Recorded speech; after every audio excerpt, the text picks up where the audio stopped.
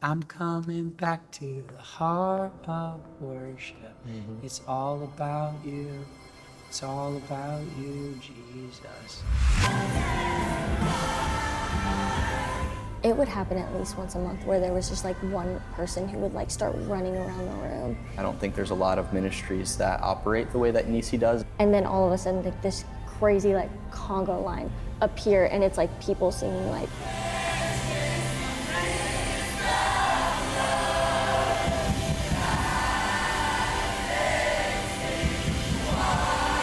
And that line, I'm sorry, Lord, for the thing that I have made, is every Christ follower's responsibility. And so my prayer when we worship is that I would disciple everyone here to look up.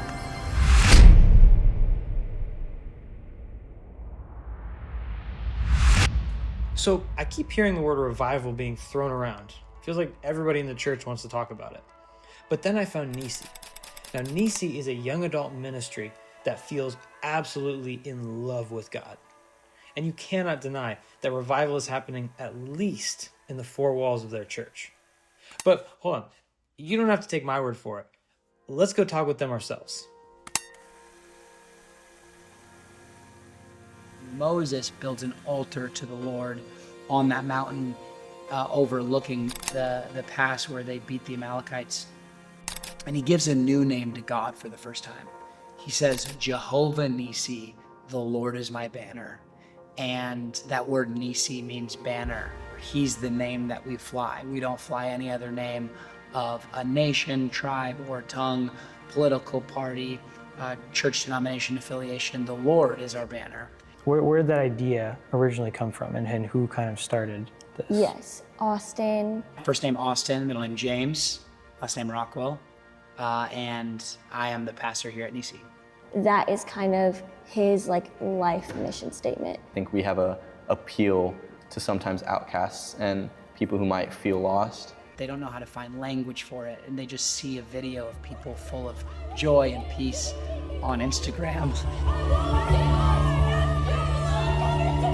And people raising their hands and jumping around. They go, I don't know what that is, but I feel really depressed and anxious, and that seems to carry a joy that maybe I would like to have.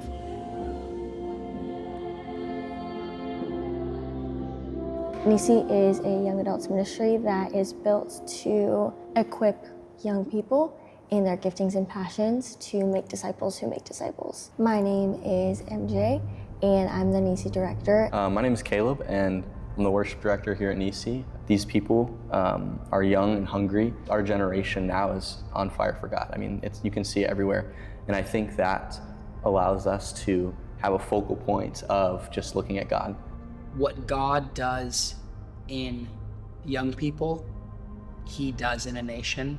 And when young people are given space to operate in their zeal without judgment or without constraint, but rather wind blown on the energy of what they are doing and what God's doing, I think it perpetuates itself. It looks like in seasons we have a lot of freshmen who are just super passionate and excited and zealous, and then a bunch of seniors who are crashing and burning.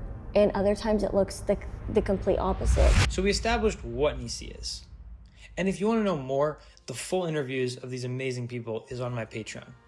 But there's something else. There's something about their worship that makes it special. And I want to know what that is. There's something about praise and what it does to a human soul. And the temptation is to say, worship should be or should not be like this. The hearts of the people in the pews should be or should not be like this. Freedom for one person does not need to look like freedom for everyone. Yeah. So whatever freedom for you needs to look like tonight, let it be so. Let it be so. If you need to go out in the lobby and lay down, be free. If this is overwhelming for you and you just need prayer and go sit in your car for a bit, be free.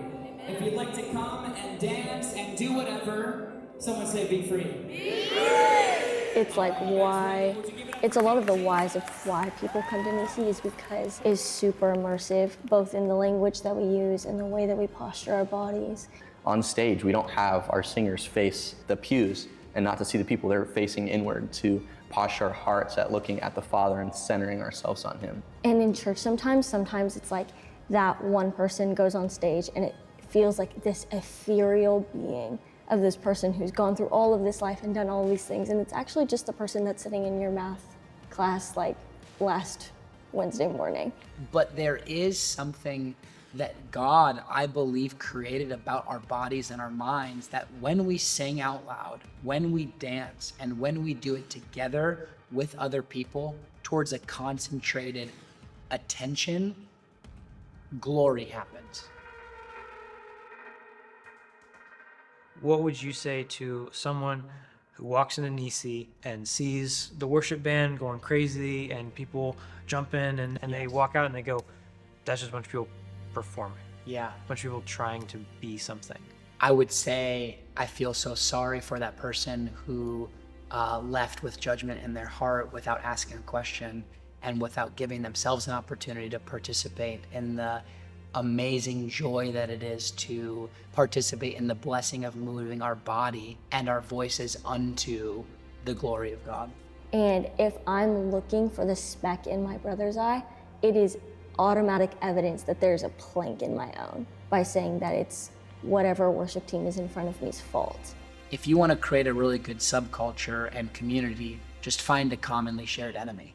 There's something subconsciously that tells someone in a chair or in a pew looking at a stage that you are a performer and I am a watcher.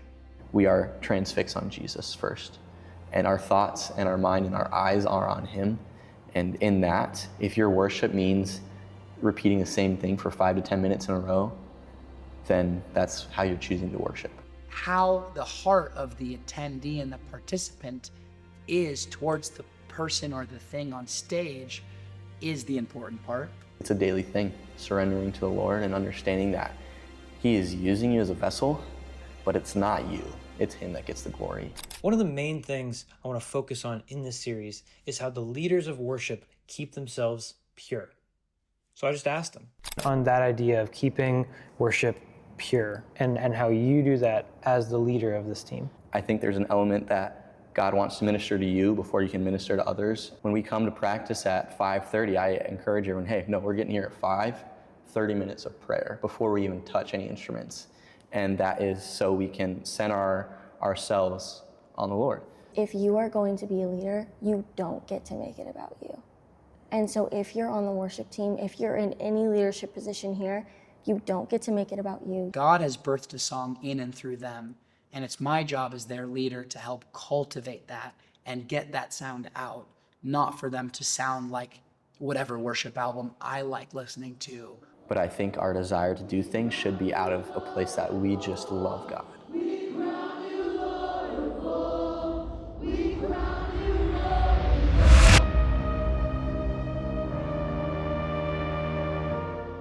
Anytime a unique group of people come together and sing praises to God, they're the only ones who can sing praises to God like that, with that specific heart, with that specific mind, being like-minded. And putting yourself in a physical posture is sometimes the breaking point to be able to believe something. He wants your heart. He wants your heart posture to be fixed on Him. The church in Corinth they're wild Pentecostals is what they are.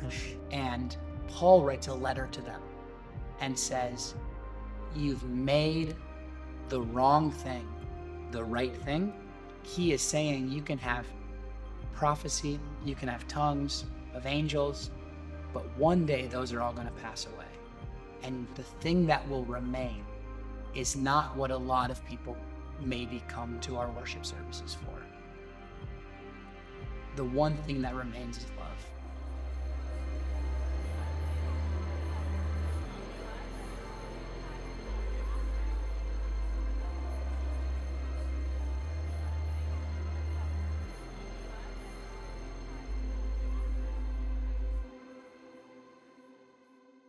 Well, if you made it this far, thank you. These videos are only possible because of you. You may have noticed halfway through, I didn't get on here and talk about my favorite hand cream or whatever. That's because these videos are fully funded by you guys through the Patreon link.